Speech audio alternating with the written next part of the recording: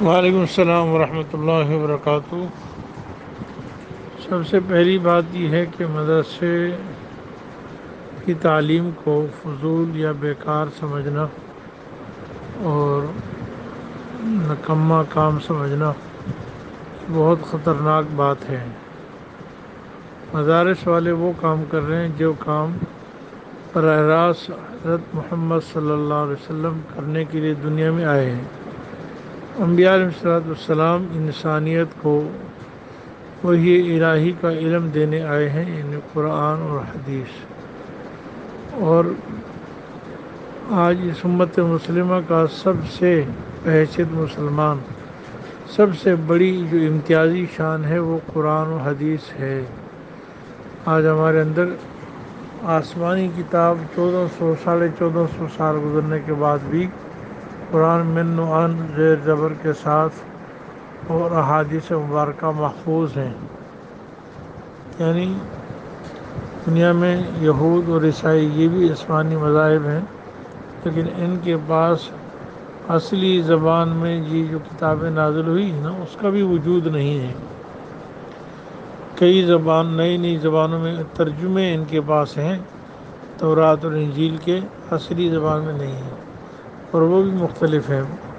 کراچی میں الگ، لاہور میں الگ، اسلام آباد میں الگ، پاکستان میں الگ، اٹلی میں الگ، امریکہ میں الگ، سب الگ الگ ہیں۔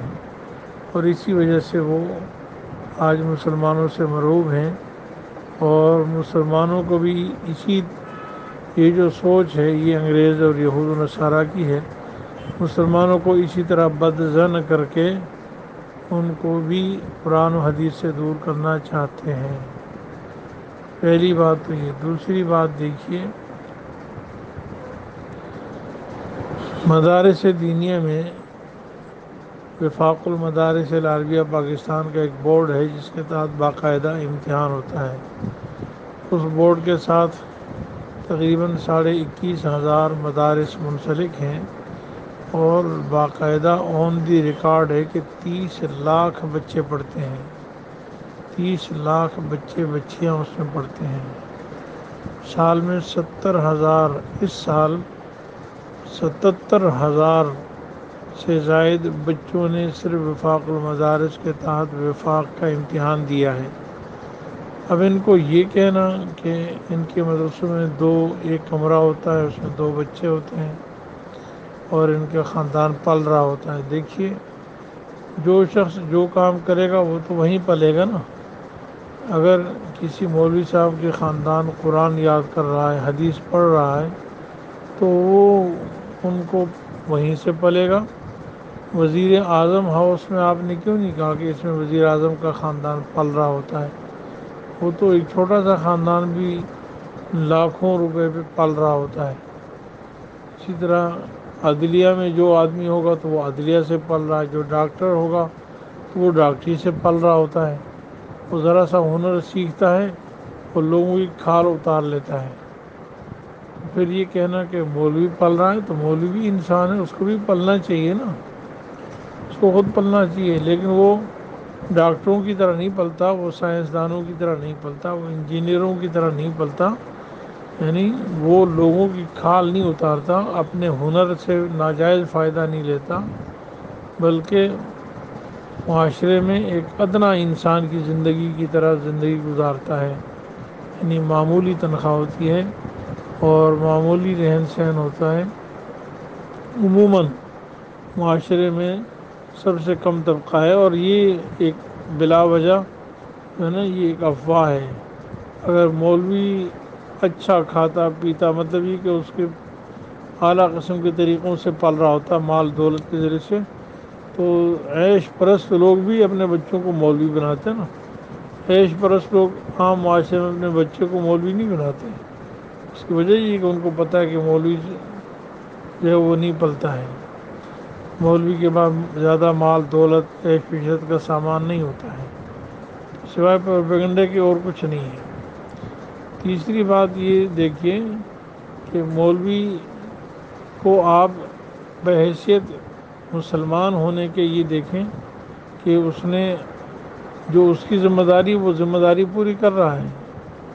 اگر ایک شخص مسلمان ہے تو اس کو پتہ ہے کہ شریعت کا اس کو علم ہونا یہ ایک بہت بڑی اہم چیز ہے۔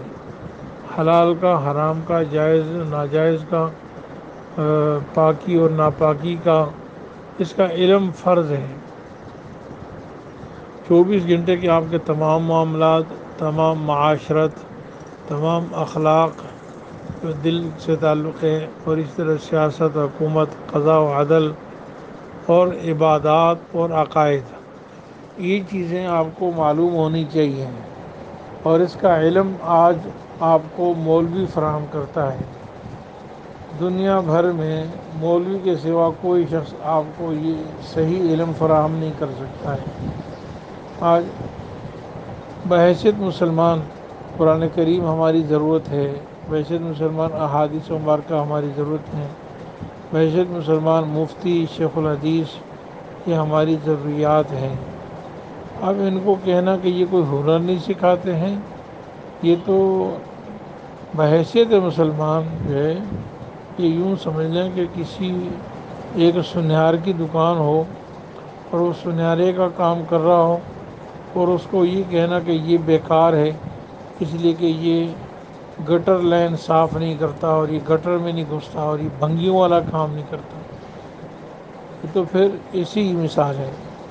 ایک آدمی امام الانبیاء حضرت محمد صلی اللہ علیہ وسلم کا وارث ہے، اس کے محراب و منبر کا وارث ہے، اور اس نے دین کے شعبے کو مکمل طور پر تھاما ہوا ہے۔ اب اس کو کہنا جی یہ ہنر نہیں سکھاتا، یہ بالکل ایسے جیسے کسی سنیارے کو یہ کہنا کہ یہ گٹر لائن صاف نہیں کرتا، اور یہ معاشرے کے لیے روڈ نہیں بناتا، یہ بلاگ نہیں اٹھاتا وغیرہ۔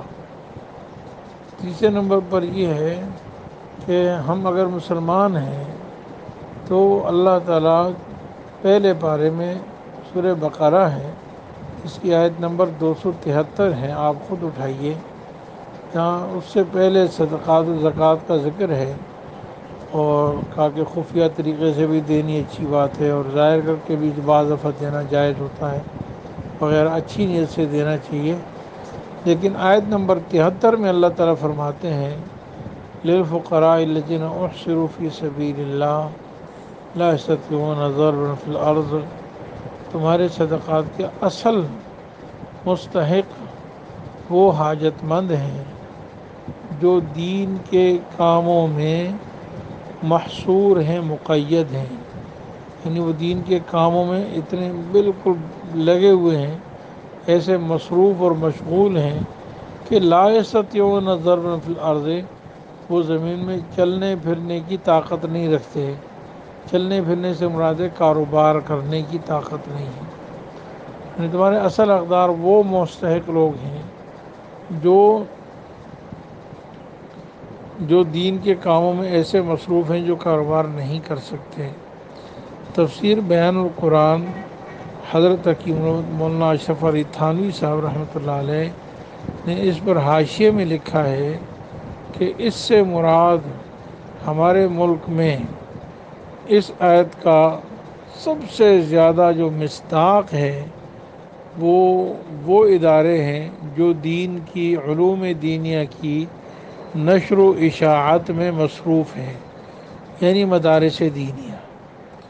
اللہ تعالیٰ فرماتے ہیں زکوٰۃ کا تو اصل حقدار ہی وہ ہے جو دین کے کاموں میں لگا ہوا ہے، اور یہی سب سے زیادہ سفید پوش ہیں، یہ زکوٰۃ وغیرہ کے مستحق اور حقدار بھی ہیں، اور قوم کی خدمت میں لگے ہوئے ہیں۔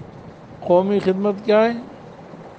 قرآن و سنت کی حفاظت کرنا، لوگوں کے ایمان کی حفاظت کرنا، لوگوں کے عبادات اعمال حفاظت کرنا۔ آج 1450 سال ہو گئے، اب علماء نے قرآن کی حفاظت کی، احادیث کی حفاظت کی، اور آج میں اور آپ مسلمان ہیں۔ تو اللہ کا قرآن کہہ رہا ہے اصل حقدار یہ لوگ ہیں جو دین کی خدمت میں لگے ہوئے ہیں، ان کو آپ زکوٰۃ دیا کرو۔ لیکن ہماری سوچ یہ ہے کہ وہ ہٹے کٹے لوگ جو نہ دنیا کے نہ دین کے، یعنی دین میں بھی نہیں اور دنیا میں بھی نہیں، ان کو زکوٰۃ دو۔ وہ مشہور ہے نا، دھوبی کا کتا نہ گھر کا نہ گھاٹ کا۔